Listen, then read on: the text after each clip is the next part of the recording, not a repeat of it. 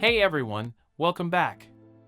Today, we're talking about something really important that affects millions of Americans, changes to SNAP benefits, also known as food stamps, in the upcoming Farm Bill.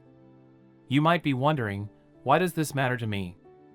Well, whether you're directly affected or not, these changes could reshape food security and agricultural practices across the country. So, let's get into what's going on. First up, let's talk about the Farm Bill itself.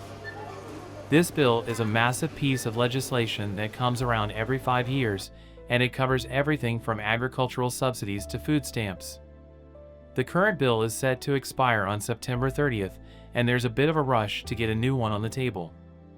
Both the House and the Senate have been working on their versions, but they're not exactly seeing eye to eye, especially when it comes to SNAP and how to handle conservation funds. Now, focusing on the SNAP benefits, which I know is a huge deal for a lot of folks. The Supplemental Nutrition Assistance Program helps millions of Americans afford groceries every month. Here's where things get a bit heated. Lawmakers are now debating how to calculate these benefits, which could lead to significant changes. Back in 2021, the USDA updated the Thrifty Food Plan, which is what they use to determine SNAP benefits.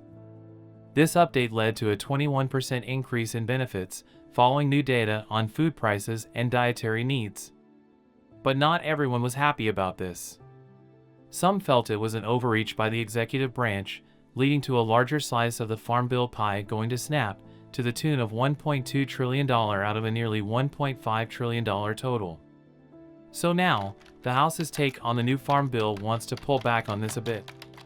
They're proposing changes that would prevent future increases or decreases in SNAP benefits that aren't directly tied to cost of living adjustments.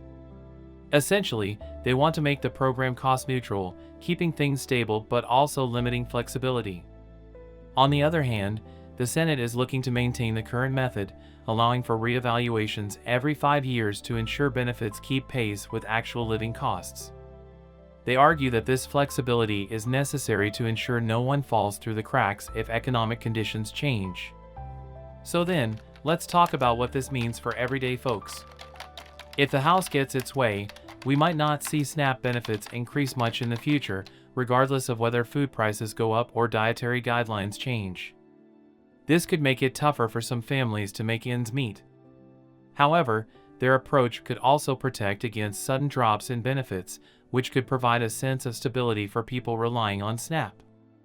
The Senate's approach could allow for more responsive adjustments, helping benefits keep pace with the real-world cost of living and potentially offering better support for those in need. But it also means benefits could decrease if economic conditions improve or if governmental priorities shift. And next, there's also a big debate about how to use funds earmarked for conservation. This isn't just about farming, it's about how we manage our natural resources and combat climate change. The Senate wants to ensure that these funds support climate-smart programs, while the House is pushing for a more general use that doesn't specifically tie the funds to climate initiatives. So, it's clear that the decisions made in this Farm Bill will ripple across communities, affecting everything from the environment to how we feed our families. As negotiations continue, it will be crucial to keep an eye on how these policies are shaped by the competing visions of the House and Senate. So, what can you do? Stay informed, reach out to your representatives, and let them know what you think about these issues. And, of course, keep tuning in for updates.